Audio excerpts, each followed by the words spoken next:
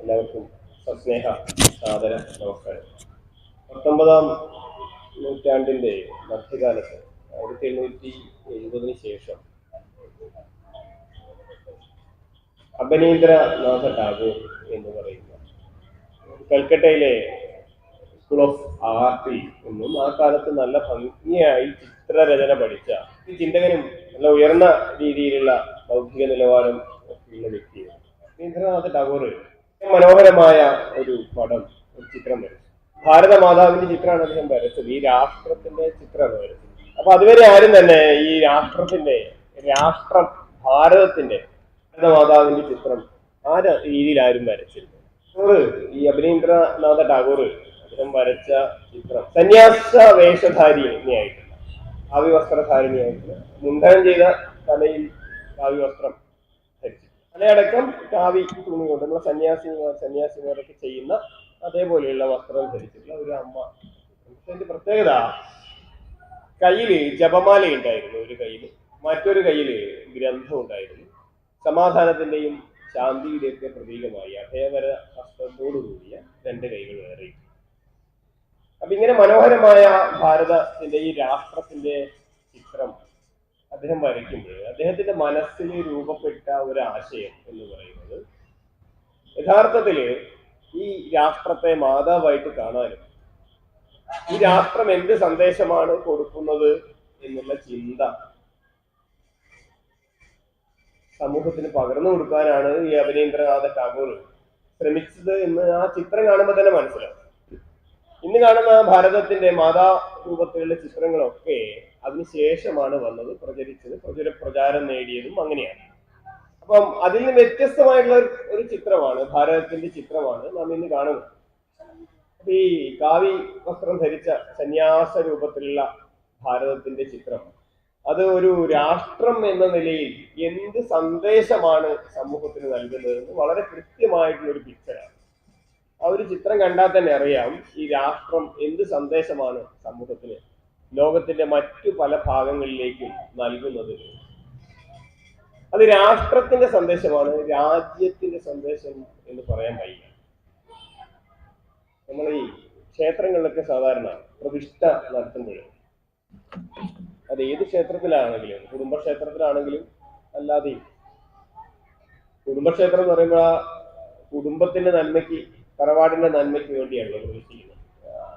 പരദേവത, കുലദേവത, പരദൈവം എന്നൊക്കെ പറയുന്ന ദേവി ആയിരിക്കും അധികം, ദേവീഭാവമാണ്. അപൂർവമായിട്ട് മാത്രമേ അല്ലാതെ ഉണ്ടാകും. കുലദേവതയെ പ്രതിഷ്ഠിക്കുമ്പോൾ അത് കുടുംബത്തിന്റെ ഐശ്വര്യത്തിന് വേണ്ടി അവർക്ക് മാത്രം പൂജിക്കാനും മറ്റാരും പ്രവേശിക്കാതെ മതിൽ കെട്ടിയും ആചാര സംവിധാനത്തോടു കൂടിയുള്ള ക്ഷേത്രമാണെങ്കിലും അവിടെ തന്ത്രി പ്രതിഷ്ഠിക്കുമ്പോൾ ചൊല്ലുന്ന മന്ത്രം, പ്രതിഷ്ഠാ മന്ത്രം എന്ന് പറയുന്നത് ലോകാനുഗ്രഹ ഹേത്വർത്ഥം എന്ന മന്ത്രം തന്നെയാണ്. അതെവിടെയാ? അതെ, വൈദിക വിചാരം 10-16 വർഷം ഇവിടെ പിന്തുടരുന്നു. കഴിഞ്ഞ സമയത്ത് 10-16 വർഷം കഴിഞ്ഞ സമയത്ത് ഈ വൈദിക വിചാരത്തിലുള്ള പ്രധാന ഒരു വിചാരം ഇതാണ്, ഏത്? ലോകാനുഗ്രഹ ഹേത്വർത്ഥം എന്നാണ്. അപ്പൊ ഈ വൈദിക വിചാരത്തിന്റെ ആകെ എന്ന് പറയുന്നത്, മൊത്തം എന്ന് പറയുന്നത് ലോകാനുഗ്രഹ ഹേത്വർത്ഥം എന്ന കാഴ്ചപ്പാടാണ്. ലോകത്തിന് മുഴുവൻ അനുഗ്രഹം കിട്ടുന്ന രീതിയിൽ എനിക്കും എന്റെ കുടുംബത്തിനും എന്റെ തറവാടിനും എന്റെ നാടിനും എന്നുള്ളതല്ല, മറിച്ച് ലോകാനുഗ്രഹ ഹേത്വർത്ഥം. അത് തറവാട്ടം ക്ഷേത്രമാണെങ്കിലും, ചെറിയ കുടുംബത്തിന്റെ ക്ഷേത്രമാണെങ്കിലും, വലിയ ബഹുജനങ്ങൾ വരുന്ന ക്ഷേത്രമാണെങ്കിലും ഒക്കെ തന്നെ മന്ത്രം ചൊല്ലുമ്പോൾ ലോകാനുഗ്രഹ ഹേത്വർത്ഥം എന്ന ചൊല്ലുക. കാരണം ആ മന്ത്രം അവിടെ ഉള്ളൂ.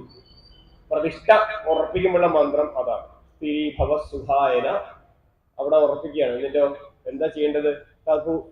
സഭൂപാലം തഥാ രാഷ്ട്രം. അവിടെയാണ് എന്റെ പോയത്. ലോകത്തെ അനുഗ്രഹിക്കണം, അതിനുവേണ്ടി ഞാൻ അങ്ങേ ഇവിടെ ഉറപ്പിച്ച് പ്രതിഷ്ഠിക്കുന്നു. സഭൂപാലം, ഭൂപാലൻ എന്ന് പറഞ്ഞാൽ ഭൂമിയെ പാലിക്കുന്നവൻ, രാജാവിന് വേണ്ടി, ഭരണാധികാരിക്ക് വേണ്ടി ലോകത്തെ അനുഗ്രഹിക്കണം.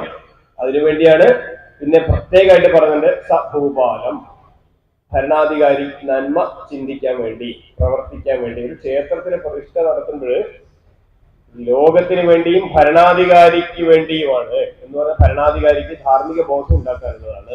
തഥാ രാഷ്ട്രം, അതുപോലെ രാഷ്ട്രത്തിന് വേണ്ടി, രാഷ്ട്ര നന്മയ്ക്ക് വേണ്ടിയാണ്. അതാണ് ഒരു പ്രധാന ഘടകം. സർവോപദ്രവവർജിതം ക്ഷേമേണ വ്യക്തിമത്തിലും സുഖമക്ഷയം ആണ്. സുഖം, അക്ഷയമായ സുഖം. അക്ഷയം എന്ന് പറഞ്ഞാൽ ക്ഷയിക്കാത്ത സുഖം. ക്ഷയിക്കുക എന്ന് പറഞ്ഞാൽ നശിക്കാത്ത സുഖം എന്ന് പറഞ്ഞാൽ എല്ലാ കാലത്തും സുഖം ഉണ്ടാവണം, സുഖം ഉണ്ടാവണം, നന്മ ഉണ്ടാവണം, സംതൃപ്തി ഉണ്ടാവണം. ആർക്കൊക്കെ? ഭൂപാലിന് ഉണ്ടാവണം, രാഷ്ട്രത്തിന് ഉണ്ടാവണം. രാഷ്ട്രം എന്ന് പറയുന്നത് അതുകൊണ്ട് ഏതെങ്കിലും അതിർവരമ്പുകൾക്കുള്ളിൽ തളച്ചിട്ട വേലി കെട്ടി തിരിച്ച ഒരു പ്രദേശമല്ല. അതും ചിലപ്പോഴാവും, പക്ഷെ അതല്ല. മറിച്ച് ഇങ്ങനെ ചിന്തിക്കുന്ന ലോകാനുഗ്രഹേതൃത്വം എന്ന ധാർമ്മിക ചിന്തയുള്ള ഒരു സമൂഹം വസിക്കുന്ന പ്രദേശമാണ് ഒരു രാഷ്ട്രം. അങ്ങനെയുള്ള ഒരു സമൂഹം വസിക്കുന്ന പ്രദേശം, ഒരു സാംസ്കാരിക ജീവിതം നയിക്കുന്ന ജനതയുള്ള പ്രദേശമാണ് രാഷ്ട്രം. അതുകൊണ്ട് ഈ രാഷ്ട്രം എന്ന് പറയുന്നത് ശരിക്കും പറഞ്ഞാൽ വ്യക്തികൾക്ക് നിർമ്മിക്കാവുന്നതല്ല. ഏതെങ്കിലും ഭരണാധികാരിക്കോ ഏതെങ്കിലും കുറച്ച് ആൾക്കാർ കൂടിയിട്ടോ ഒരു ദിവസം നമുക്ക് രാഷ്ട്രം നിർമ്മിക്കാം എന്ന് പറഞ്ഞാൽ നിർമ്മിക്കാവുന്നതല്ല രാഷ്ട്രം.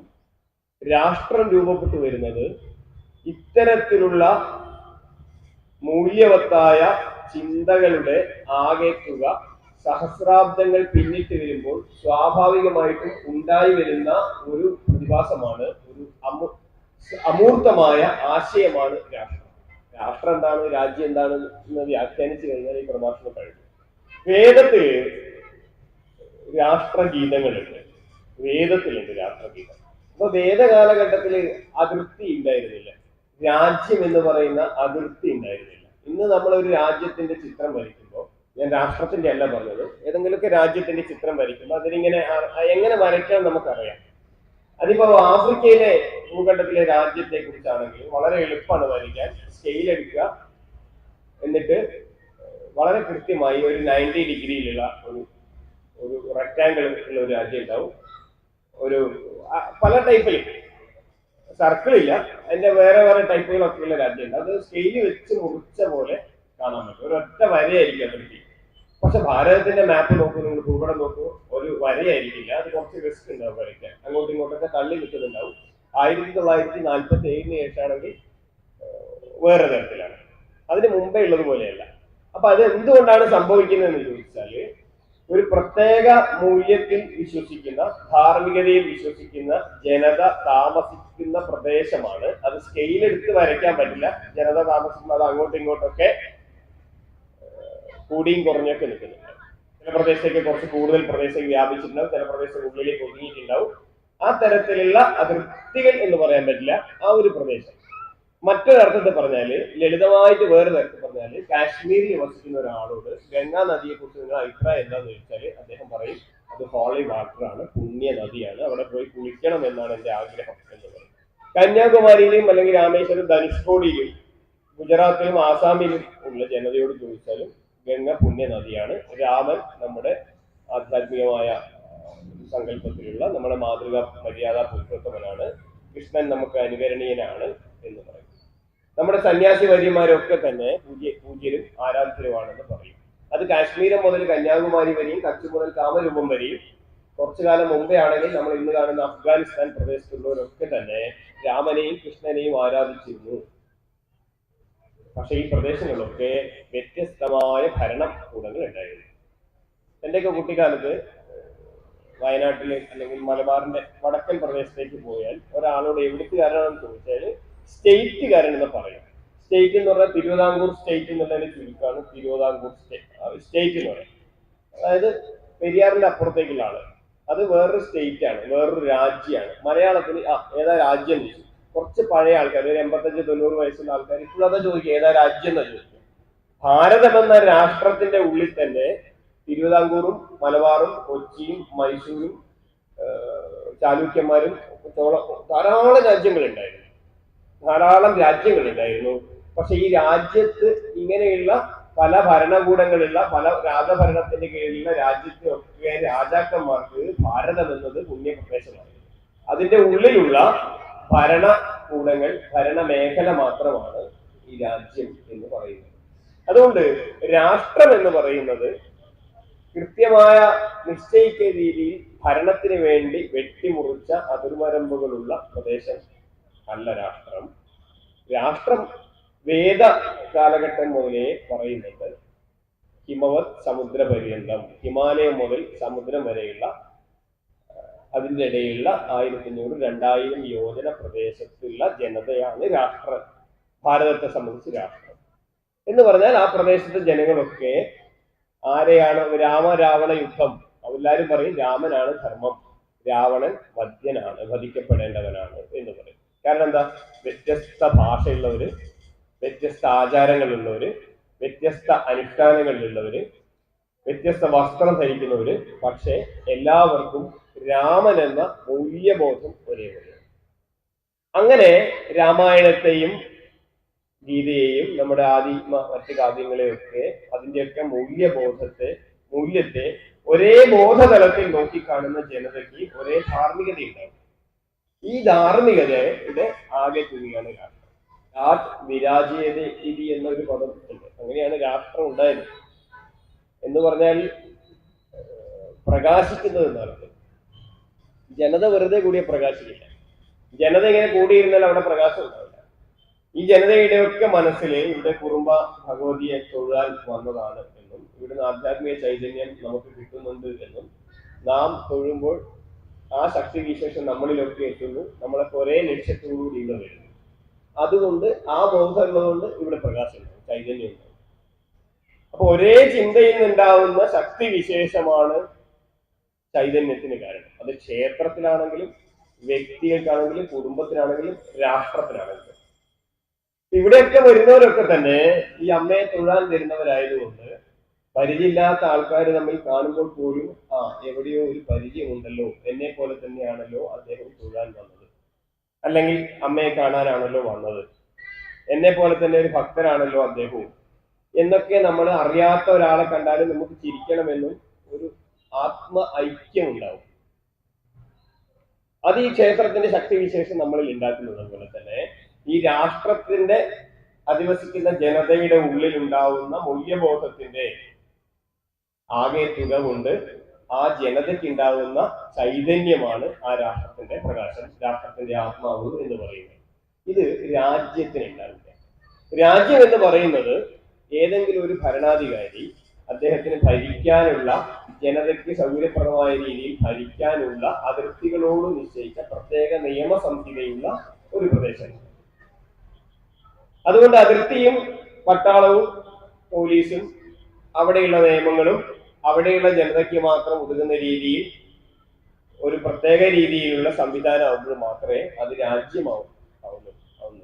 അതിന് ആത്മാവ് ഉണ്ടാവണം എന്നില്ല. നമ്മുടെ ശരീരം പെട്ടെന്ന് അപകടത്തിൽപ്പെട്ട് നമ്മളെ കൈ അങ്ങ് പൊട്ടിപ്പോയി, കൈ മുറിച്ചു മാറ്റേണ്ടി വന്നാലും എന്റെ കൈ പോയി എന്നേ പറയില്ല, ഞാൻ പോയി എന്ന് പറയില്ല. ഞാൻ ഇവിടെ ബാക്കിയുണ്ട്. ഞാൻ ബാക്കി ഉണ്ടാവുന്നത് രണ്ട് കൈയും രണ്ട് കാലും പോയാലും ഞാൻ ബാക്കിയുണ്ട്, എന്റെ കാലും എന്റെ കൈയും പോയി എന്നേ പറയില്ല. അപ്പൊ ഞാൻ ആരാന്ന് വെച്ചാൽ കൈയല്ല, കാലുമല്ല. എന്നാൽ ഇതൊക്കെ കൂടിയാകുമ്പോഴോ ഞാനാണ്. ഇത് പ്രത്യേകമായിട്ട് പോയാലും ഞാൻ അവിടെ തന്നെ ഉണ്ട്. അപ്പൊ ആത്മാവോട് കൂടിയ ശരീരത്തെയാണ് ഞാൻ എന്ന് ഞാൻ വിളിക്കുന്നത്. ആത്മാവ് പോകുമ്പോഴാണ് ഞാനല്ലാതായി അതൊരു ഡെഡ് ബോഡിയായി വെറും മൃതശരീരമായി മാറുന്നത്. പ്രത്യേകമായ ഏതെങ്കിലും ഒരു അവയവം പോയി എന്ന് വിചാരിച്ചിട്ട് ഞാൻ ഇല്ലാതായി എന്നർത്ഥമില്ല. ശരീരത്തിനോടുകൂടി ആത്മാവും കൂടി കൂടുമ്പോഴാണ് യഥാർത്ഥത്തിലുള്ള ഞാൻ എന്ന് ഞാൻ പറയാൻ പറ്റുന്നത്. വേദാന്തം ശരീരമല്ല ഞാൻ എന്ന് വേദാന്തം പറയുന്നുണ്ട്. പക്ഷെ ഞാൻ എന്ന് പറയണമെങ്കിൽ ഈ ശരീരം ഉണ്ടാകുമ്പോഴല്ലേ ഇത് ഞാനാണ് എന്ന് പറയാൻ പറ്റുള്ളൂ. അതാണ് ഞാൻ ഉദ്ദേശിച്ചത്. അപ്പൊ ഈ കാണാൻ പറ്റുന്ന ശരീരവും നാം കാണാതെ അനുഭവിക്കുന്ന ആത്മാവും കൂടുമ്പോഴാണ് ഇത് ഞാനാണ് എന്ന് പറയുന്നത്. രാഷ്ട്രത്തിന്റെ സ്വഭാവവും ഇത് തന്നെയാണ്. നാം ഒരു രാഷ്ട്രമാണ് എന്ന് പറയുമ്പോൾ 1000 ആണ്ട് കാലങ്ങൾക്ക് അപ്പുറത്ത് മനുഷ്യന്റെ ബോധതലത്തിൽ ഒരേ രീതിയിലുള്ള ധാർമ്മികതയും മൂല്യബോധവും ഉരുത്തിരിഞ്ഞു വരികയും അത് ആയിരക്കണക്കിന് വർഷങ്ങളുടെ ഫലമായി സംസ്കൃത ചിത്തരായി കാലത്തിനനുസരിച്ച് അപ്ഡേറ്റ് ചെയ്ത് കാലത്തിനനുസരിച്ചുള്ള മൂല്യബോധം ജനതയിൽ വർദ്ധിച്ചു വരികയും ആ മൂല്യബോധത്തിന്റെ അടിസ്ഥാനത്തിൽ ജീവിക്കുകയും ചെയ്തു വരുമ്പോഴാണ് അതൊരു രാഷ്ട്രം എന്ന പദമായി നമ്മൾ ഉപയോഗിക്കുന്നത്. അതുകൊണ്ട് രാഷ്ട്രം സംസ്കാര അധിഷ്ഠിതമാണ്, സംസ്കാരത്തിന്റെ അധിഷ്ഠിതമാണ് രാഷ്ട്രം. രാജ്യമാകട്ടെ അതൊരു ഭരണപ്രദേശം മാത്രമായിട്ടാണ് കാണുന്നത്, ഭരണത്തിന്റെ പ്രദേശം മാത്രമാണ്. ഭാരതം രാജ്യം എന്ന് പ്രയോഗിച്ചാലും തെറ്റൊന്നുമില്ല, പക്ഷേ യഥാർത്ഥത്തിൽ അതൊരു രാഷ്ട്രം ആണ് എന്ന് വേണം നമുക്ക് പറയാം. അപ്പൊ ധർമാനുസാരിയാണ്, ധർമ്മമാണ്, അമൂർത്തമായ ആശയമാണ് ഈ രാഷ്ട്രത്തെ മുന്നോട്ട് നയിക്കുന്നത്. അമൂർത്തം എന്ന് പറഞ്ഞാൽ കാണാൻ പറ്റാത്തത്. അപ്പൊ എന്താണ് ധർമ്മം എന്ന് വെച്ചാൽ അത് നമുക്ക് കാണാൻ പറ്റുന്നില്ല, അനുഭവിച്ചറിയാൻ. അതിങ്ങനെ തലമുറ തലമുറയായി കൈമാറി വരും. ഇതിന് പണ്ഡിറ്റ് ദീനദയാൽ ഉപാധ്യായ പറയുന്ന ഒരു ചെറിയൊരു കാര്യം ഞാൻ പറയാം. ചെറിയ കാര്യമാണ് പറയുന്നതില്ലെങ്കിൽ വലിയ തത്വമാണ്. ഒരു ക്ഷുരകൻ ഉണ്ടായിരുന്നു. ക്ഷുരകൻ എന്ന് പറഞ്ഞാൽ ഇന്നത്തെ ഭാഷക്കാരൻ മാർട്ട്. അദ്ദേഹം മുടി വെട്ടും താടി ഒടിക്കുകയൊക്കെ ചെയ്യും. അപ്പൊ അദ്ദേഹത്തിന്റെ അടുത്ത് ഒരാള് ഇതുപോലെ ഷേവ് ചെയ്യാൻ പോയി. അപ്പം നല്ല കത്തിയാണ് ഷേവ് ചെയ്യുന്നത്. അപ്പൊ അദ്ദേഹം ചോദിച്ചു, ഈ കത്തി നിങ്ങൾക്ക് എവിടുന്ന കിട്ടിയത്? അപ്പൊ അദ്ദേഹം പറഞ്ഞു, ഇത് ഞങ്ങൾക്ക് തലമുറ തലമുറയായിട്ട് കൈമാറി വന്നതാണ്. ഇത് എന്റെ ഗ്രാൻഡ് ഫാദറിന്റെ ഫാദർ, മുത്തച്ഛന്റെ മുത്തച്ഛൻ, ഗ്രാൻഡ് ഫാദറിന്റെ ഗ്രാൻഡ് ഫാദർ, മുത്തച്ഛന്റെ വകയായിട്ട് കിട്ടിയതാണ്. ഞങ്ങൾ ഇങ്ങനെ പരമ്പരാ കിട്ടിയ കത്തിയാണ്. അപ്പൊ അദ്ദേഹം ചോദിച്ചു, അപ്പൊ ഇതിന്റെ അലക്, പിടി മരത്തിന്റെ ഒരു പിടിയുള്ളത്, അത് നിങ്ങൾ മാറ്റിയിട്ടേ ഇത്രയും കാലം? അത് മാറ്റി, പിടി മാറ്റി. പിടി എന്റെ മുത്തച്ഛൻ മാറ്റിയിട്ടുണ്ട്. അപ്പൊ അതിന്റെ ഇരുമ്പിന്റെ മൂർച്ചയുള്ളത് അത് മാറ്റിയിട്ടുണ്ട്, അത് ഞാനും മാറ്റിയിട്ടുണ്ട്. ഇതിന്റെ പിടി മുത്തച്ഛൻ മാറ്റി, അതിന്റെ ആ മൂർച്ചയുള്ള ഭാഗം ഞാനും മാറ്റി. പക്ഷെ അദ്ദേഹം വിശ്വസിക്കുന്നത്, ഇത് പല കാലങ്ങളിലായിട്ടാണ് മാറ്റിയത്, അദ്ദേഹം വിശ്വസിക്കുന്നത് ഈ മുതുമുത്തച്ഛനാൽ കിട്ടിയ കത്തിയാണ് അതെന്നാണ്. അപ്പൊ എന്താ കത്തി? ഈ കത്തിന്റെ ഉള്ളിൽ കൈമാറി വന്നപ്പോൾ അലകും പിടിയും അതിൻ്റെ ഇതൊക്കെ മാറിയെങ്കിൽ പോലും അദ്ദേഹത്തിന്റെ വിശ്വാസത്തിൽ, അദ്ദേഹത്തിന്റെ മനോമണ്ഡലത്തിൽ ഇത് കൈമാറിയതാണ്. കാരണം എന്താ? അതിൻ്റെ ഉള്ളിൽ കത്തി എന്നുള്ള കാണാത്ത ഒരാശയം നിലനിൽക്കുന്നുണ്ട്. ഈ ആശയം ഇങ്ങനെ കൈമാറി വരുന്നുണ്ട്. അദ്ദേഹം തന്നത് പിന്നെ ഇങ്ങനെ കിട്ടി അങ്ങനെ വന്നു. കാലത്തിനനുസരിച്ച് അതിന്റെ അപ്ഡേറ്റ് മാറ്റങ്ങൾ വരുത്തിയെങ്കിൽ പോലും ആ മാറ്റം അതിന്റെ ഭൗതികതയെ മാറ്റിയിട്ടുള്ളൂ, കാണുന്ന സാധനത്തിനെ മാറിയിട്ടുള്ളൂ. കാണാൻ പറ്റാത്ത ഇത് കൈമാറി വന്നതാണെന്ന ബോധ്യത്തിൽ ഈ മാറ്റം വന്നിട്ടില്ല. അത്തരത്തിലുള്ള ഒരു ബോധ്യമാണ് സംസ്കാരം, ധർമ്മം എന്ന് പറയുന്നത്. നമ്മളെ കുട്ടികളെയൊക്കെ പഠിപ്പിക്കുന്ന എങ്ങനെയാണ്? നമ്മളത് അറിയുന്നുണ്ടാവില്ല എന്താണെന്ന്. നമ്മളെ കീഴ്വഴക്കം അങ്ങനെയാണ്, നമ്മുടെ തറവാട്ടിന്റെ കീഴ്വഴക്കം അങ്ങനെയാണ്, നമ്മുടെ കുടുംബത്തിന്റെ കീഴ്വഴക്കം അങ്ങനെയാണ് എന്നൊക്കെ പറഞ്ഞ് നമ്മളെ കുട്ടികളെ പഠിപ്പിക്കുക. അതെവിടെയും എഴുതി വെച്ചിട്ടില്ല. ചില കാര്യങ്ങൾ നമ്മൾ ചോദിച്ചാൽ ആൾക്കാർ എന്ത് പറയും? നമ്മൾ അങ്ങനെയൊന്നല്ല, നമ്മൾ അങ്ങനെ പരമ്പരയാ നമ്മൾ അങ്ങനെ വന്നതാണ്. ശരിക്കും അത് തന്നെ നമുക്ക് ഫോളോ ചെയ്യാൻ പറ്റുള്ളൂ, അതിന് മാറാൻ പറ്റില്ല. അപ്പൊ ചെറുപ്പക്കാരായ ചില കുട്ടികൾക്ക് എന്താ മാറിയാൽ എന്താ വെച്ചാൽ മാറിയാൽ എന്താന്ന് ഉത്തരം പറയാൻ പറ്റില്ല. അതിന് കൃത്യമായിട്ട് ഉത്തരമൊന്നുമില്ല. നൂറ്റാണ്ടുകളായി, ആയിരക്കണക്കിന് വർഷങ്ങളായി നാം ഇങ്ങനെ പിന്തുടരുന്ന കീഴ്വഴക്കത്തിന്റെ ആകെ തുകയാണ് ധർമ്മം, സംസ്കാരം എന്ന് പറയുന്നത്. കാലത്തിനനുസരിച്ച് മാറ്റങ്ങളൊക്കെ അതിന് വന്നിട്ടുണ്ടാവും. ഈ രാഷ്ട്രം എന്ന സങ്കല്പവും ബോധവും നമ്മുടെ ബോധ്യത്തിലേക്ക് വരുന്നത് ഇങ്ങനെയാണ്. നാം ഭാരതീയരാണ് എന്ന ചിന്ത അങ്ങനെയാണ് നമുക്ക് രൂപപ്പെട്ടു വരുന്നത്. അതുകൊണ്ട് ഇതിന് കൃത്യമായ, ഇങ്ങനെ ചിന്തിക്കുന്ന ജനത ഏതെങ്കിലും കൃത്യമായ ഒരു അതിർത്തിൻ്റെ ഉള്ളിൽ ജീവിക്കുന്നുള്ളൂ നമുക്ക് പറയാൻ പറ്റില്ല. കൃത്യമായ ഒരു അതിർത്തി ഒന്നും വരയ്ക്കാൻ പറ്റില്ല. ഇപ്പോഴത്തെ അതിർത്തിന്റെ കാര്യം പറയണ്ട കേട്ടോ, അത് നമ്മുടെ ചരിത്ര പാഠത്തിലുണ്ട്. റാഡിക്ലിഫ് എന്ന് പറയുന്ന, സിറിൽ റാഡിക്ലിഫ് എന്ന് പറയുന്ന ഒരു മനുഷ്യനാണ് 1947 നമ്മുടെ ഭാരതത്തെ മുറിച്ചത്. പാകിസ്ഥാനായിട്ടും ഇന്ത്യയായിട്ടും അങ്ങനെ പറയാം. ഭാരതത്തെ മുറിച്ച് ഇന്ത്യയും പാകിസ്ഥാനായിട്ടും. ഈ സിറിൽ റാഡിക്ലിഫ് ഇന്ത്യയിൽ വന്നിട്ടേ ഇല്ല. കുറച്ച് ഇന്ത്യക്കാർക്ക് ചിലപ്പോൾ അയാളെ അറിയായിരിക്കും, അല്ല അയാൾക്ക് ചില ഇന്ത്യക്കാരെ അറിയുമായിരിക്കും. ഭാരതത്തിൽ അദ്ദേഹം വന്നിട്ടില്ല. അദ്ദേഹത്തോട് പറഞ്ഞു, ഈ രാഷ്ട്രത്തെ ഇങ്ങനെ രണ്ടായിട്ട് മുറിക്കണം. അയാൾ മാപ്പ് എടുത്തു, അങ്ങ് വെച്ചു, ഒരു മുറിയും കഴിഞ്ഞു. ഈ രാഷ്ട്രത്തെ കുറിച്ച് എന്താണെന്ന് അറിയാത്തൊരു വ്യക്തി. അതുകൊണ്ട് രാവിലെ എഴുന്നേറ്റപ്പോ 47 ആഗസ്റ്റ് 15 തീയതി രാവിലെ എഴുന്നേറ്റപ്പോ ചില ആൾക്കാർ പാകിസ്ഥാനിലായി, ചില ആൾക്കാർ ഭാരതത്തിലായി. അപ്പൊ ഉറങ്ങി എണീറ്റപ്പാണ് ചില ആൾക്കാർക്ക് മനസ്സിലായത്, എന്റെ രാജ്യം തന്നെ മാറിയിട്ടുണ്ട്, എവിടെയും സഞ്ചരിക്കാതെ എന്റെ രാജ്യം തന്നെ മാറിയിട്ടുണ്ട്. അത് വലിയ അങ്കലാപ്പുണ്ടാക്കി ജനങ്ങൾ, ലക്ഷക്കണക്കിന് ജനങ്ങൾ, ഏകദേശം 5 ലക്ഷത്തോളം പേര് മരിക്കുകയും ചെയ്തിട്ടുണ്ട്. ഈ രാഷ്ട്രവും രാജ്യവും തമ്മിലുള്ള ആശയക്കുഴപ്പത്തിന്റെ ഒരു പ്രശ്നം നമുക്കത് മനസ്സിലാവില്ല. കേരളത്തിൽ എവിടെ ഇരിക്കുന്നവർക്കൊന്നും മനസ്സിലാവില്ല അത്ര പെട്ടെന്ന്. അതുകൊണ്ട് സമൂർത്തമായ ഒരു ആശയം, അതാണ് ശരിക്കും ഈ രാജ്യം എന്ന് പറയുന്നത്. അമൂർത്തം, കാണാൻ പറ്റാത്ത ഒരു സങ്കല്പത്തിലെ, നമ്മുടെയൊക്കെ ബോധതലത്തിലെ ധർമ്മമായും സംസ്കാരമായും പരിണമിച്ച് ആയിരക്കണക്കിന് വർഷങ്ങൾ കഴിഞ്ഞു വരുന്ന ഒരു ബോധ്യമാണ്, സംസ്കാരാധിഷ്ഠിതമായ ധർമാധിഷ്ഠിതമായ ഒരു ബോധ്യത്തെയാണ് രാഷ്ട്രം എന്ന് പറയുന്നത്. അപ്പോഴേ അത് വിരാജേതി ഇതി, പ്രകാശിക്കുന്ന ഒരു ജനത, മൂല്യം കൊണ്ടും സംസ്കാരം കൊണ്ടും പ്രകാശിക്കുന്ന ധാർമ്മിക മൂല്യമുള്ള ബോധ്യമുള്ള ഒരു ജനത എന്ന് അർത്ഥം വരുന്നുള്ളൂ. 1890-കളോട് കൂടിയാണ് ഇന്ന് കാണുന്ന ഈ രാജ്യത്തിന്റെ ഒക്കെ രൂപമുണ്ടായത്. അത് നമ്മൾ ഇന്ന് കാണുന്ന പല രാജ്യങ്ങളും national development of national state എന്ന് പറയും.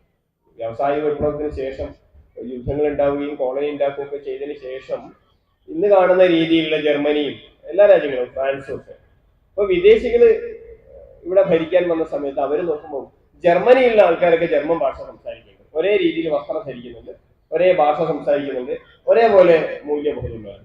ഫ്രാൻസിന് നേരെ തിരിച്ച്, ഫ്രാൻസ് അവർ ഫ്രഞ്ചാണ് സംസാരിക്കുന്നത്, അവര് ഒരു രാജ്യം. അങ്ങനെ സ്ലൗസ് എന്ന് പറഞ്ഞിട്ട് ഇപ്പുറത്ത് വേറെ സംസ്കാരമുള്ള ഒരു വേറെ രാജ്യമുണ്ട്. അങ്ങനെ ഓരോ ഭാഷ സംസാരിക്കുന്നവരും ഓരോ രാജ്യം, ഓരോ പ്രദേശങ്ങളാണ്.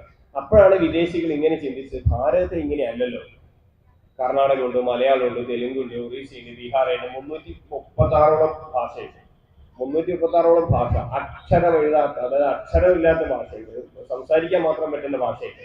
അപ്പൊ അവര് നോക്കുമ്പോൾ ഇതൊക്കെ വ്യത്യസ്തമായ രാജ്യങ്ങളാണ്, വ്യത്യസ്തമായ രാജ്യം. കാരണം അവർ കണ്ടതാണ് ഇംഗ്ലണ്ടിൽ ഇംഗ്ലീഷ് സംസാരിക്കുന്ന ഫ്രഞ്ച് സംസാരിക്കുന്ന ഫ്രാൻസ്, ജർമ്മൻ ഭാഷ സംസാരിക്കുന്ന ജർമ്മനി, റഷ്യ ഭാഷ സംസാരിക്കുന്ന പ്രദേശം വേറെ, ഓരോ ഭാഷയ്ക്കും ഓരോ രാജ്യമുണ്ട്. അതുപോലെ ഭാരതത്തിൽ നോക്കുമ്പോൾ ഇതൊരു രാഷ്ട്രമൊന്നുമല്ല, വ്യത്യസ്തമായ രാജ്യങ്ങളാണെന്ന് സങ്കല്പിക്കുകയും അത് നമ്മെ പറഞ്ഞ് പഠിപ്പിക്കുകയൊക്കെ ചെയ്തു.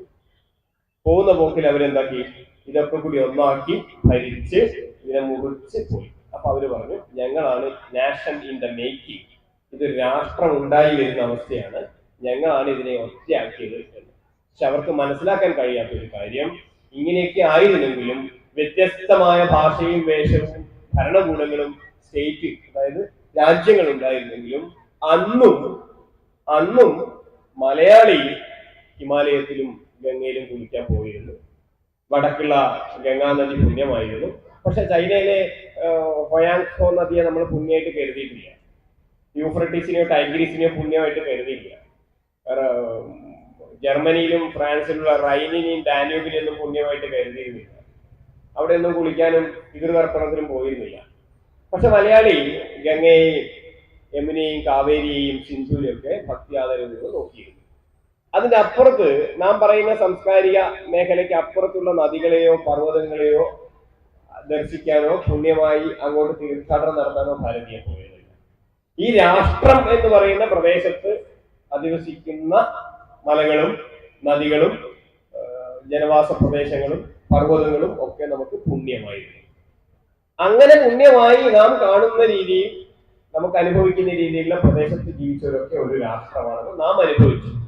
അത് മനസ്സിലാക്കാനോ അനുഭവിക്കാനോ ആധുനിക രാജ്യങ്ങളായ ബ്രിട്ടനിലും ജർമ്മനിയിലും ഫ്രാൻസിലും റഷ്യയിലും വളർന്നു വന്നവർക്ക് സാധിച്ചില്ല. അതുകൊണ്ട് അവർ പറഞ്ഞു, ഭാരതം ഒരു രാഷ്ട്രമല്ല, നിരവധി രാജ്യങ്ങളാണ്, ഇതിനെ ഞങ്ങളാണ് ഒന്നിച്ച് കൂട്ടിച്ചേർത്തത് എന്ന് അവർ പ്രസ്താവിക്കുകയും പഠിപ്പിക്കുകയും ചെയ്തു. ഇതിന്റെ ഫലമാണ് നാം ഇന്നും എന്താണ് രാഷ്ട്രമെന്നും എന്താണ് രാജ്യമെന്നും നമുക്ക് മനസ്സിലാവാറുണ്ടായിട്ടുള്ളത്. അത് നമ്മുടെ കുറ്റമല്ല, ശരിക്കും നമ്മുടെ കുറ്റമല്ല. 1835 മെക്കാളെ പ്രഭുവിന്റെ വിദ്യാഭ്യാസ നയം നമ്മളിലേക്ക് അരിച്ചിറങ്ങുകയും ഗ്രാമഗ്രാമാന്തരങ്ങളിൽ എത്തുകയും ഈ രാജ്യവും രാഷ്ട്രവും നമ്മൾ ഒരേപോലെ പ്രയോഗിക്കുകയും ഇതിന്റെ അർത്ഥവും മൂല്യവും നമുക്ക് മനസ്സിലാവാതാവുകയും ചെയ്തത് നാം നേടിയതൊക്കെ ഇംഗ്ലീഷ് വിദ്യാഭ്യാസത്തിന്റെ മൂല്യത്തിൽ നിന്നുകൊണ്ടാണ്, ഭാരതീയമായ മൂല്യത്തിൽ നിന്നുകൊണ്ട് അല്ല. അതുകൊണ്ട് നമ്മൾ പറയാറുണ്ട്, സ്കൂളിലൊക്കെ പഠിപ്പിക്കാറില്ല, യൂണിറ്റി ഇൻ ഡൈവേഴ്സിറ്റി, നാനാത്വത്തിലെ ഏകത്വം, നാനാത്വത്തിലെ ഏകത്വം. അപ്പൊ അത് വലിയ കേമായിട്ട് നമ്മൾ പഠിക്കാം. ഭാരതത്തിലെ നാനാത്വം, വ്യത്യസ്തമായ വേഷവും ഭൂഷയും ആടയാഭരണങ്ങളും ഭാഷയും ഒക്കെ ഉണ്ടെങ്കിലും അതിന്റെ ഏകത്വത്തെ നമ്മൾ പറയും. ശരിക്ക് ഇതൊക്കെ വൈവിധ്യങ്ങളാണ്, വൈരുദ്ധ്യങ്ങളല്ല. വൈവിധ്യങ്ങളാണ്, വൈരുദ്ധ്യങ്ങളല്ല. മലയാളി മലയാളം സംസാരിക്കും, കർണാടകക്കാരൻ കന്നഡ സംസാരിക്കും. ഇത് രണ്ട് ഭാഷ എന്നേ ഉള്ളൂ. കർണാടകത്തിൽ പോയിട്ട് രാമൻ ആരാന്ന് ചോദിച്ചാലും കൃഷ്ണൻ ആരാണെന്ന് ചോദിച്ചാലും ബസവേശ്വരൻ ആരാണെന്ന് ചോദിച്ചാലും നമുക്ക് പറയാൻ ഉത്തരം തന്നെയാണ് അവർക്ക് പറയാം. അതേ ഉത്തരം തന്നെയായിരുന്നു അടുത്ത കാലം വരെ കാശ്മീരിയും പറഞ്ഞിരുന്നത്. അതേ ഉത്തരം തന്നെയായിരുന്നു അഫ്ഗാനിസ്ഥാനിലെ ജനതയും പറഞ്ഞിരുന്നത്. ഉത്തരം മാറിപ്പോയപ്പോഴാണ് അഫ്ഗാനിസ്ഥാൻ നമ്മുടെ പ്രദേശത്ത് നിൽക്കുന്നത്. ആ ഉത്തരം മാറിയപ്പോഴാണ് രാമനും കൃഷ്ണനും ഗംഗാനദിയും സിന്ധുവും നമുക്ക് പുണ്യമല്ലെന്ന് തോന്നിയപ്പോഴാണ് ഭാരതം വെട്ടിമുറിച്ച് പാകിസ്ഥാനായിട്ട് മാറിയത്, അല്ലെങ്കിൽ ബംഗ്ലാദേശായിട്ട് മാറിയത്. മൂല്യത്തിലെ നമ്മുടെ മനസ്സിലുള്ള ധാർമ്മിക ബോധത്തെ, മൂല്യബോധത്തെ, മനസ്സിലുള്ള സങ്കല്പത്തെ വെട്ടിമാറ്റുമ്പോഴാണ് ഒരു രാഷ്ട്രം മുറിഞ്ഞ് രാജ്യമായി. നമ്മുടെ മനസ്സിലാണ് ആദ്യം മുറിവുണ്ടാവുന്നത്, അത് പിന്നെ ഭൂപ്രദേശത്തേക്ക് മാറും. പാകിസ്ഥാനിലും അഫ്ഗാനിസ്ഥാനിലും ബംഗ്ലാദേശിലും ബർമയിലൊക്കെയുള്ള ജനത ഒരു കാലത്ത് രാമനെയും കൃഷ്ണനെയൊക്കെ ആരാധിച്ചതായിരുന്നു, ഒരു സംശയമില്ല. ലോകത്തെ ഏറ്റവും വലിയ ബുദ്ധ പ്രതിമ ഉണ്ടായിരുന്ന അഫ്ഗാനിസ്ഥാനിലെ ബാമിയയിലാണ്. അത് ഡൈനാമിക് വെച്ച് തകർത്താണ് തോന്നിയിട്ടുള്ളത്. അവിടെ കാശ്മീരിലൊക്കെ ധാരാളം ശാരദാ ക്ഷേത്രങ്ങൾ ഉണ്ടായിരുന്നു. ശങ്കരാചാര്യ പ്രതിഷ്ഠ നടത്തിയ ശാരദാ ക്ഷേത്രം ഇപ്പോഴും അവിടെ ഇടിഞ്ഞു പൊളിഞ്ഞ് കിടക്കുന്നുണ്ട്. പാകിസ്ഥാനിൽ പെഷവാറിന്റെ അടുത്ത് ധാരാളം സിഖ് ഗുരുദ്വാരങ്ങൾ ഉണ്ടായിരുന്നു. ആ കാലത്ത് അവർക്ക് സിന്ധു നദിയും ഗംഗാ നദിയും ഒക്കെ പുണ്യമായിരുന്നു. എന്നാണോ ഞങ്ങൾക്ക് ഗംഗ പുണ്യമല്ലെന്ന് തോന്നിയത്, എന്നാണോ ഞങ്ങൾക്ക് രാമൻ ആരാധ്യനല്ലെന്ന് തോന്നിയത്, എന്നാണോ രാമേശ്വരം നമുക്ക് പുണ്യകേന്ദ്രമല്ലെന്ന് തോന്നിയത്, ആ തോന്നിച്ച മനസ്സിൽ വന്നപ്പോൾ പ്രത്യേക രാജ്യമായിട്ട് പോയി. ഈ രാഷ്ട്രത്തിൽ നിന്നും വേറിട്ട് പോയി, പ്രത്യേക രാജ്യമാണെന്ന് പറഞ്ഞു. അതായത് ഞങ്ങൾ പ്രത്യേക ഭൂപ്രദേശമാണ്, ഞങ്ങൾ ഭരണകൂടമാണെന്ന് പറഞ്ഞു. അപ്പൊ എപ്പോഴാണ് ഞങ്ങൾ ഒരു രാഷ്ട്രമാണെന്ന് തോന്നുന്നത്? രാമനും കൃഷ്ണനും ഗംഗയും സിന്ധുവും കാവേരിയും സരസ്വതിയും പുണ്യപുരാതനായ ഹിമവാനും നമുക്ക് ആരാധ്യമെന്ന് തോന്നുകയും നാം ഒന്നിച്ച് ഒരേ മൂല്യത്തിൽ ജീവിക്കുകയും ചെയ്യുമ്പോൾ ഇത് രാഷ്ട്രമായി മാറും. ആ മനസ്സിനുള്ള അമൂർത്തമായ, ആകൃതിയില്ലാത്ത, കാണാൻ പറ്റാത്ത നമ്മുടെ ആശയം, ആ ആശയത്തിൽ വിള്ളൽ വരുമ്പോൾ, ധാർമ്മികതയിലും മൂല്യബോധത്തിലും വിള്ളൽ വരുമ്പോൾ പ്രത്യേക വിഭാഗമാണെന്ന് തോന്നുകയും ആ പ്രത്യേക വിഭാഗത്തിന് വേണ്ടി പ്രത്യേക ഭൂപ്രദേശം ആവശ്യപ്പെടുകയും അല്ലെങ്കിൽ ഭരണകൂടം ആവശ്യപ്പെടുകയും വേറിട്ട് പോവുകയും ചെയ്യും. വേറിട്ട് പോവാതെ ഇതിന്റെ ഉള്ളിൽ തന്നെ നിന്നിട്ട് ഈ മൂല്യബോധത്തെ ഒക്കെ ഉൾക്കൊണ്ടുകൊണ്ടും ഇവിടെ തന്നെയുള്ള ഭരണകേന്ദ്രമായിട്ട് നിലനിൽക്കുകയും ചെയ്യും. ഞങ്ങൾ ഈ നാടിന്റെ സാംസ്കാരികമായ പൈതൃകത്തെ, ധാർമ്മികതയെ, മൂല്യബോധത്തെയൊക്കെ അംഗീകരിച്ചുകൊണ്ട് ഈ രാഷ്ട്രത്തിന്റെ ഉള്ളിൽ തന്നെ പ്രത്യേക ഭരണ വിഭാഗമായി, ഗ്രൂപ്പായിട്ട് നിൽക്കാൻ പറ്റും. അപ്പോഴത് രാജ്യമാവും, ഇതിന്റെ ഉള്ളിലുള്ള രാജ്യമായിട്ട് മാറും. കാരണം ഭരണ സൗകര്യത്തിന് വേണ്ടി ചെയ്യുന്നതാണ്. അതാണ് രാജ്യം. ഇപ്പൊ രാജ്യത്തിന് വ്യക്തമായ ഒരു ആത്മാവ് ഉണ്ടാവണമെന്ന് നിർബന്ധമില്ല, ഒരു മൂല്യബോധം കൃത്യമായിട്ട് ഉണ്ടാവണം നിർബന്ധമില്ല. പാശ്ചാത്യ രാജ്യങ്ങളൊക്കെ അങ്ങനെ ഉണ്ടായത് ഭൂമിശാസ്ത്രപരമായ പ്രത്യേകതകളോടും ഭാഷയുടെയും ദേശത്തിന്റെയും ഒക്കെ അടിസ്ഥാനത്തിൽ അവരെ വിഭജിച്ച് പ്രത്യേക ഭരണ മേഖലകളാക്കി മാറ്റിയപ്പോഴാണ് അതൊക്കെ രാജ്യങ്ങളായിട്ട് പരിണമിച്ചത്. അതുകൊണ്ട് ഇത് നിർമ്മാണാവസ്ഥയിലുള്ള രാജ്യം, ഞങ്ങളാണ് ഈ രാജ്യം നിർമ്മിച്ചതെന്നാണ് ബ്രിട്ടീഷുകാർ പറഞ്ഞിരുന്നത്. നാഷൻ ഇൻ ദ മേക്കിംഗ്, ഞങ്ങൾ നിർമ്മിച്ചുകൊണ്ടിരിക്കുന്ന രാജ്യം. രാഷ്ട്രം അങ്ങനെ നിർമ്മിക്കാനൊന്നും പറ്റില്ല. ഞാൻ നേരത്തെ പറഞ്ഞ പോലെ വേദകാലത്ത് ഋഷിമാര് തപസ്സിരുന്നിട്ടുണ്ടായതാണ് രാഷ്ട്രം. ഭദ്രമുച്ഛന്തി ഋഷയ, ഋഷികൾ ഭദ്രമ ആഗ്രഹിച്ചു, നന്മ വരണം എന്ന് ആലോചിച്ചു. അവർക്കല്ല, സമസ്ത ലോകത്തിനും, എല്ലാ ജീവരാശികൾക്കും, സമസ്ത ചരാചരങ്ങൾക്കും ലോകാനുഗ്രഹത്തിന് വേണ്ടി തപസ്സിരുന്ന ഋഷിമാരുടെ സങ്കല്പത്തിനാണ് മൂല്യബോധം ഉണ്ടായത്, രാഷ്ട്രബോധം ഉണ്ടായത്, സാംസ്കാരികമായ അടിത്തറയുണ്ടായത്. അതാണ് ഈ രാഷ്ട്രത്തിന്റെ അസ്മിത എന്ന് പറയുന്നത്. രാഷ്ട്രത്തിന്റെ അസ്മിത എന്ന് പറയുന്നത് അതാണ്. ഏതൊരു രാഷ്ട്രത്തിനും ലോകത്തിനോട് പറയാനുള്ള ഉപയോഗിക്കാനുള്ള ഒരു കർത്തവ്യമുണ്ട്. ഭാരതം എന്ന രാഷ്ട്രത്തിന്, രാജ്യത്തിനല്ല രാഷ്ട്രത്തിന്, ലോകത്തിന് ശാന്തിയും സമാധാനവും കൊടുക്കുക എന്നുള്ളതാണ് കർത്തവ്യം. അതെങ്ങനെ രൂപപ്പെട്ടു വന്നു? ആയിരക്കണക്കിന് വർഷങ്ങൾക്കപ്പുറത്ത് വേദകാലഘട്ടത്തിൽ തന്നെയുള്ള ഋഷിമാരുടെ തപസ് കൊണ്ട് അവരുടെ സങ്കല്പത്തിൽ നിന്നും ഉരുത്തിരിഞ്ഞു വന്ന മൂല്യം, സംസ്കാരം, ധർമ്മം തുടങ്ങിയവയിൽ നിന്നുണ്ടായിട്ടുള്ള ഒരു ചൈതന്യം. ആ ചൈതന്യമാണ് ഈ രാഷ്ട്രത്തെ രൂപപ്പെടുത്തിയത്. ഉത്തരാഖണ്ഡ്, ഉത്തർപ്രദേശിലുള്ള ആൾക്കാരൊക്കെ, പ്രത്യേകിച്ച് ഈ ചാർധാം യാത്ര പോയവർക്കൊക്കെ അറിയാം, ബദരി, കേദാരം, അവരാ പ്രദേശത്തെ തന്നെ പറയുന്ന ദേവഭൂമി എന്നാണ്. ദേവഭൂമി എന്ന് പറയാം. കള്ളത്തരം ചെയ്യില്ല, കള്ളം പറയില്ല, പ്രവർത്തിക്കില്ല, ഒന്നിനോടും വിരോധമില്ലാത്ത ഒരു പ്രത്യേക വിഭാഗം. പ്രത്യേകിച്ച് ഹിമാലയൻ, ശിവാലിക് റേഞ്ചിലുള്ളവരൊക്കെ ദേവഭൂമി എന്നാ പറയുന്നത് തന്നെ. എല്ലാത്തിനെയും ആരാധ്യമായി കാണുന്ന പല ലാൻഡ് സ്ലൈഡ് ഉണ്ടാവും അവിടെ, ഈ ഉരുളുപൊട്ടൽ, ചെറിയ മഴച്ചാറ്റിൽ തന്നെ ഉരുളുപൊട്ടലുണ്ടാവും. അപ്പൊ ഹരഹര മഹാദേവൻ ഗോവിന്ദയ്ക്ക് വിളിച്ചിരിക്കുന്നത് അത് ഭയം കൊണ്ട് മാത്രമല്ല, ഈ ഭൂമിയോടുള്ള ആരാധന കൊണ്ട് മാത്രമാണ്. അത് ഈ രാഷ്ട്രം മുഴുവൻ അങ്ങനെയായിരുന്നു. അപ്പൊ അങ്ങനെ ഈ രാഷ്ട്രത്തിന്റെ മൂല്യബോധത്തിൽ വിശ്വസിച്ച ഒരുപാട് ജനതയുണ്ടായിരുന്നു. പാശ്ചാത്യരും പൗരസ്ത്യരൊക്കെ ഉണ്ടായിരുന്നു കേട്ടോ. വിൻസെന്റ് ആർതർ സ്മിത്തിനെ പോലെ അദ്ദേഹം ഏർലി ഹിസ്റ്ററി ഓഫ് ഇന്ത്യ എന്ന ഗ്രന്ഥം എഴുതിയാണ്. അതുപോലെ ഹാൻസ് കോഹൻ, അവരൊക്കെ ഈ രാഷ്ട്രത്തിന്റെ ചിരപുരാതനമായ പാരമ്പര്യത്തെക്കുറിച്ചും ധർമ്മത്തെക്കുറിച്ചൊക്കെ പറയുന്നുണ്ട്. അടുത്ത കാലത്ത് നമുക്കറിയാൻ സാധിക്കും നിവേദിത, സിസ്റ്റർ നിവേദിത അല്ലെ, മാർഗരറ്റ് നോബിൾ എന്നായിരുന്നു അവരുടെ പേര്. ഒരു ഐറിഷ് ലേഡിയായിരുന്നു. വിവേകാനന്ദന്റെ ശിഷ്യയായിട്ട് ഭാരതത്തിലേക്ക് വരികയും ഭാരതത്തിന്റെ സാംസ്കാരിക ദേശീയതയിൽ വിശ്വസിക്കുകയും ഈ രാജ്യത്തിന് ലോകത്തിന് ചെയ്യാനുള്ള ധർമ്മമുണ്ടെന്ന് വിശ്വസിക്കുകയും ചെയ്ത് ഭാരതത്തിലെ റിമോട്ടായിട്ടുള്ള ഏരിയയിൽ വളരെ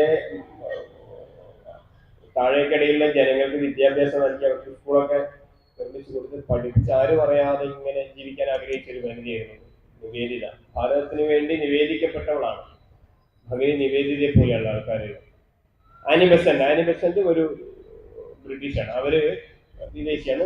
അവരും ഇതുപോലെ ഭാരതത്തിന്റെ ആധ്യാത്മികതയിലും രാഷ്ട്രബോധത്തിലും വിശ്വസിച്ച് ഇവിടെ വന്ന് താമസിക്കുന്നത്.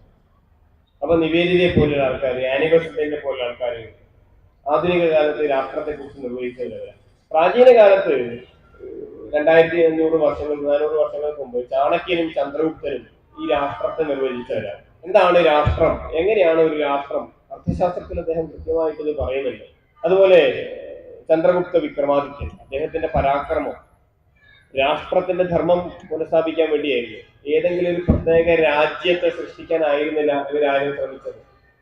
വീരശിവാജിയുടെ വിക്രാന്തമായിട്ടുള്ള പരാക്രമങ്ങൾ, ആധുനിക കാലത്ത് വിവേകാനന്ദ സ്വാമികൾ, ശ്രീരാമകൃഷ്ണ പരമഹംസരുടെ സർവധർമ്മ സമഭാവന, ഇതിന്റെയൊക്കെ ആകെ തുകയാണ് കാലങ്ങൾ കഴിഞ്ഞു വന്ന ഈ രാഷ്ട്രം.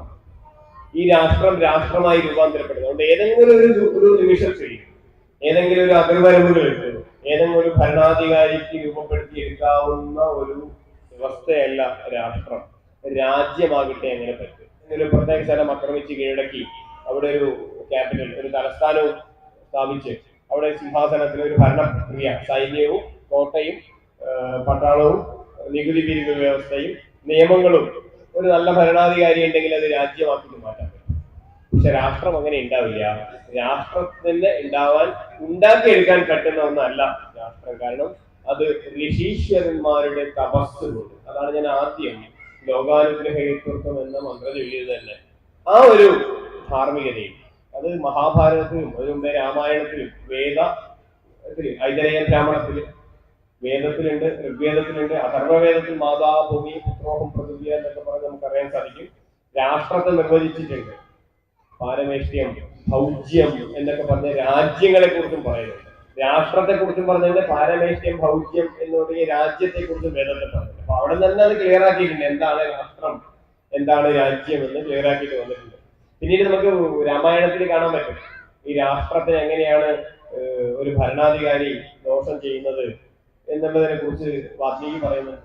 പിന്നീട് വ്യാസൻ മഹാഭാരതത്തില് രാഷ്ട്രസങ്കല്പത്തെ കുറിച്ച് കൃത്യമായിട്ട് പറയുന്നുണ്ട്. തീർത്ഥാടനം എന്ന ഒരു പ്രക്രിയയിലൂടെ ഈ രാഷ്ട്രത്തെ എങ്ങനെ ഏകീകരിക്കാമെന്ന് മനോഹരമായിട്ട് നമ്മൾ പഠിപ്പിച്ചാണ് വ്യാസൻ. പക്ഷെ വ്യാസൻ മഹാഭാരതം എഴുതിയപ്പോൾ നമുക്ക് അറിയാൻ സാധിക്കും അതില് നിരവധി രാജ്യങ്ങളുണ്ടല്ലോ. പാഞ്ചാലമുണ്ട്, കുരുവുണ്ട്, വിരാടൻ എന്നെ കാണാൻ സാധിക്കും, കാശി രാജാവിനെ കാണാൻ പറ്റും. ഒരുപാട് രാജ്യങ്ങളെ കുറിച്ച് വ്യാസൻ പറയുന്നുണ്ട് മഹാഭാരതത്തിൽ. എന്നിട്ടോ രാഷ്ട്രത്തെ ശക്തിപ്പെടുത്താനുള്ള തീർത്ഥാടനങ്ങളും പ്രദേശങ്ങളെ കുറിച്ച് വ്യാസം പറയുന്നുണ്ട്. അപ്പൊ അവിടെ തന്നെ നമുക്ക് അറിയാൻ സാധിക്കും എന്താണ് രാഷ്ട്രം. ഈ മഹാഭാരതത്തിലെ ധാർമ്മികത എന്ന് പറയുന്നത് വിരാടനും പാഞ്ചാലനും കുരുവിനും കാശി രാജാവിനും ഒക്കെ ഒരേ മൂല്യം തന്നെയാണ് ഉണ്ടാവുക. മഹാഭാരതത്തിലെ കഥകളില് മൂല്യബോധം ഒന്ന് തന്നെ ഉണ്ടാവുക, പക്ഷെ വ്യത്യസ്തമായ രാജ്യങ്ങൾ അവിടെ ഉണ്ടായിരുന്നു. വ്യാസം കാണിക്കുന്നുണ്ട് നമുക്ക്.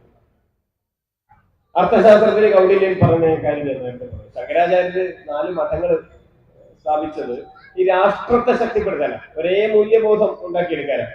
തീർന്നില്ല, ആചാര്യസ്വാമികള് ബദരിയില് തണുപ്പില് ഹിമാലയത്തിന്റെ ചൈനയുടെ അതിർത്തിയില് കേരളക്കാരനായ ഒരാൾ വേണം പൂജയിക്കാൻ, പയ്യന്നൂരുകാരനെ നിശ്ചയിക്കുകയും ചെയ്തു. അദ്ദേഹത്തിന് വളരെ 1400-200 വർഷം മുമ്പേ ആചാര്യസ്വാമികൾക്ക് വളരെ കൃത്യമായ ധാരണ ഉണ്ടായിരുന്നു ഇതൊരു രാഷ്ട്രമാണെന്നും ആ രാഷ്ട്രത്തെ എങ്ങനെ ശക്തിപ്പെടുത്താം. അതുകൊണ്ട് അദ്ദേഹം പറഞ്ഞു, അവിടെ പൂജ കഴിക്കുന്ന ആള് പയ്യന്നൂരുള്ള, നമ്മുടെ കേരളത്തിലെ പയ്യന്നൂരുള്ള ആളുകളും ഹിമാലയത്തിന്റെ അടുത്ത് ചൈനയുടെ അതിർത്തിയിലാണ്.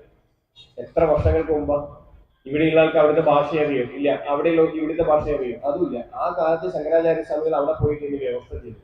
അതാ രാഷ്ട്രബോധം എന്ന ഒരു കാഴ്ചപ്പാട് ഉള്ളതുകൊണ്ടാണ്. അതുകൊണ്ട് വിവേകാനന്ദ സ്വാമികളൊക്കെ ഭാരതത്തിന്റെ അസ്മിത മനസ്സിലാക്കിയിട്ടുണ്ട്. അദ്ദേഹം വിദേശ പര്യടനം കഴിഞ്ഞു വന്നിട്ട് കൊളംബോ മുതൽ അൽമോറ വരെയുള്ള അദ്ദേഹത്തിന്റെ വിഖ്യാതമായ പ്രസംഗങ്ങളിൽ അദ്ദേഹം ലുധിയാനയിൽ എത്തിയിട്ട് ഗംഭീരമായ ഒരു പ്രഭാഷണം അദ്ദേഹം നടത്തുന്നുണ്ട്. ഓരോ രാഷ്ട്രത്തിനും അതിൻ്റെതായ ഒരു ജന്മലക്ഷ്യം പൂർത്തീകരിക്കാൻ ആയിട്ടുണ്ട്. അതുകൊണ്ട് ആ രാഷ്ട്രത്തിന്റെ സന്ദേശം ലോകത്ത് മുഴുവൻ വ്യാപിപ്പിക്കേണ്ടതുണ്ട്. അതിനുവേണ്ടിയാണ് ഓരോ രാഷ്ട്രവും ജന്മമെടുത്തിരിക്കുന്നത്. ഭാരതത്തിനാകട്ടെ ഇതിന്റെ ജീവിതോദ്ദേശം സഫലമാകേണ്ടതുണ്ട്. ഒരു രാഷ്ട്ര ജീവിതം എന്ന നിലയ്ക്ക് ദേശാന്തരങ്ങൾക്കപ്പുറത്ത് ആധ്യാത്മികമായ, സാംസ്കാരികമായ, ധാർമ്മികമായ മൂല്യബോധത്തിൽ അടിയുറച്ച ഒരു ജനതയെ സൃഷ്ടിക്കുകയും അങ്ങനെ തന്റെ ജീവിത ദൗത്യം നിർവഹിക്കാനും ലോകത്തിന് മുഴുവൻ ശാന്തിയും സമാധാനവും പകരുക എന്നുള്ളതാണ് ഭാരതം എന്ന രാഷ്ട്രത്തിന്റെ ജന്മദൗത്യം എന്ന് സ്വാമി വിവേകാനന്ദൻ അദ്ദേഹത്തിന്റെ വിഖ്യാതമായി കൊളംബോ മുതൽ അൽമോറ വരെയുള്ള അദ്ദേഹത്തിന്റെ പ്രഭാഷണങ്ങൾ മുഴുവൻ ഭാരതത്തിന്റെ അസ്മിതയെക്കുറിച്ചും സാംസ്കാരിക ദേശീയതയെക്കുറിച്ചുമാണ് പറയുന്നത്. അതുകൊണ്ട് ഒരു രാഷ്ട്രത്തിന് ലോകത്തിന് നൽകാനുള്ള സംഭാവനയെ കുറിച്ച് അദ്ദേഹം പറയുന്നുണ്ട്. അത് രാജ്യമാണെങ്കിൽ ഉണ്ടാവണം എന്ന് നിർബന്ധമൊന്നുമില്ല. പക്ഷെ അതിന് ഫിസിക്കലായിട്ടുള്ള ഭൗതികമായ സുഖഭോഗങ്ങളായിരിക്കാം നൽകാൻ സാധ്യതയുള്ളത്. അതുകൊണ്ട് ഭദ്രമിച്ഛന്തർഷേഹ എന്ന ഋഷിമാരുടെ സങ്കല്പത്തിൽ നിന്നും പ്രാർത്ഥനയിൽ നിന്നുമാണ് ഒരു രാഷ്ട്രം രൂപാന്തരപ്പെട്ടു വരുന്നത്. അത് സമൂർത്തമായ ആശയമല്ല, അമൂർത്തമായ ആശയമാണ്. കാണാൻ കഴിയാത്ത, മൂർത്തിയില്ലാത്തതാണ് അമൂർത്തം. ഭൗതികമായി കാണാൻ പറ്റില്ല. നമ്മൾ ഈ ക്ഷേത്രത്തിനുള്ളിലേക്ക് ചെന്നാല് അവിടെ ദേവിയെ ദേവനെ നമ്മൾ തൊഴുമ്പോൾ നമ്മൾ കാണുന്നത് വിഗ്രഹമാണ്. പക്ഷെ നമ്മൾ തൊഴുന്ന വിഗ്രഹത്തിനെയല്ല. പിന്നെയോ നാം കണ്ണടച്ച് തൊഴുന്നത് അല്ലെങ്കിൽ കണ്ണ് തുറന്നിട്ടാണെങ്കിലും തൊഴുമ്പോൾ കാണുന്നത് വിഗ്രഹമാണെങ്കിലും വിഗ്രഹത്തിന്റെ അപ്പുറത്തുള്ള ദേവി അല്ലെങ്കിൽ ദേവൻ എന്ന സങ്കല്പത്തെയാണ് നമ്മൾ തൊഴുന്നത്. ആ സങ്കല്പം എവിടെ നിന്ന് ഉണ്ടായെന്ന് വെച്ചാൽ നമ്മുടെ മനസ്സിലുണ്ടായത്. നമ്മുടെ മനസ്സിലൊരു സങ്കല്പമുണ്ട്, ദേവി ഇങ്ങനെയാണ് എന്നൊരു സങ്കല്പം നമ്മുടെ മനസ്സിലുണ്ട്. ആ സങ്കല്പം കൊണ്ട് നമ്മൾ ക്ഷേത്രത്തിൽ പോകുന്നു, ആ ബിംബത്തിലുള്ള ചൈതന്യത്തെ തൊഴുന്നത്. ബിംബമല്ല കാണുന്നത്, വിശേഷേണ ഗ്രഹിക്കുന്ന വിഗ്രഹമാകുന്ന ആ ദേവി ചൈതന്യത്തെയാണ് നാം തൊഴുന്നത്. അതുകൊണ്ടാണ് നമുക്ക് ശക്തി ഉണ്ടാവുന്നത്, വിഗ്രഹത്തിന് ശക്തി ഉണ്ടാവുന്നത്. അങ്ങോട്ടും ശക്തി ഉണ്ടാവും, ഇങ്ങോട്ടും ശക്തി ഉണ്ടാവും. പരസ്പരം ശക്തി ഉണ്ടാവും, പരസ്പര ആകർഷണവും ഉണ്ടാവും. അതുകൊണ്ടാണ് ക്ഷേത്രത്തിൽ വീണ്ടും വരാൻ തോന്നുന്നത്. അതാണ് അതിന്റെ ആത്മീയ ചൈതന്യം എന്ന് പറയുന്നത്. നാരായണ ഗുരു പറഞ്ഞിട്ടുള്ളൂ അല്ലെ, സർവഭൂതവും ആത്മാവിൽ, ആത്മാവിനെയും അങ്ങനെ സർവഭൂതത്തിലും കാണുന്ന അവനും തുല്യമായി. നമ്മളെല്ലാത്തിലും നമ്മളെയും കാണും, നമ്മളിലും എല്ലാം കാണും. ക്ഷേത്രത്തിൽ വന്നാൽ നമുക്ക് ആത്മീയ സുഖം കിട്ടാൻ കാരണം നമ്മളിലുള്ള ഈശ്വരനെ നാം പുറത്ത് ദർശിക്കുന്നു. മഹത്തുക്കളായിട്ടുള്ള നമ്മുടെ ആചാര്യന്മാരൊക്കെ തന്നെ ഇതേപോലെ വളർന്ന് വികസിച്ച് ഈ രാഷ്ട്രത്തെ മുഴുവൻ ദർശിച്ചു. അതാണ് ഞാൻ തുടക്കത്തിൽ പറഞ്ഞ അവനീന്ദ്രനാഥ ടാഗോർ ഭാരതത്തിന്റെ മനോഹരമായ ചിത്രം വരച്ചപ്പോൾ കാവി വസ്ത്രമണിഞ്ഞ് ജപമാലയും കമണ്ഡലും എടുത്ത് അഭയവരതങ്ങളായി ലോകത്തിന് മുഴുവൻ ശാശ്വത സമാധാനം പകരുന്ന ശാന്തി സ്വരൂപിണിയായ ജ്ഞാനരൂപിണിയായിട്ടുള്ള മഹാതേജസ്വിനിയായിട്ടുള്ള ഒരു രാഷ്ട്രത്തിന്റെ ചിത്രമാണ് അവനീന്ദ്രനാഥ ടാഗോർ വരച്ചത്. അത് തന്നെയാണ് നമ്മുടെ രാഷ്ട്രത്തിന്റെ ദൗത്യവും. അത് ഒരു രാജ്യത്തിന് കഴിഞ്ഞോളണമെന്നില്ല. രാജ്യം എന്നത് ഭരണപ്രദേശം എന്ന രീതിയിൽ അതിനുള്ള സൗകര്യത്തിന് മാത്രം ചെയ്തു വെച്ചതാണ്. ഈ രാഷ്ട്രം ഇനിയും ശക്തി പ്രാപിക്കട്ടെ. അതിനൊക്കെ നമ്മുടെ മനസ്സിന്റെ ശക്തിയാണ് രാഷ്ട്രത്തിന്റെയും ശക്തി. അത്തരത്തിലുള്ള ഒരു ശക്തി വിശേഷമുള്ള മാനസികാവസ്ഥ നമുക്കുണ്ടാവട്ടെ. നമ്മുടെ ബുദ്ധി ഋഷിമാരുടെ തപസ് പോലെ ലോകാനുഗ്രഹീത്വം ആവട്ടെ എന്ന് മാത്രം പറഞ്ഞു നിർത്തുന്നു. നമസ്കാരം.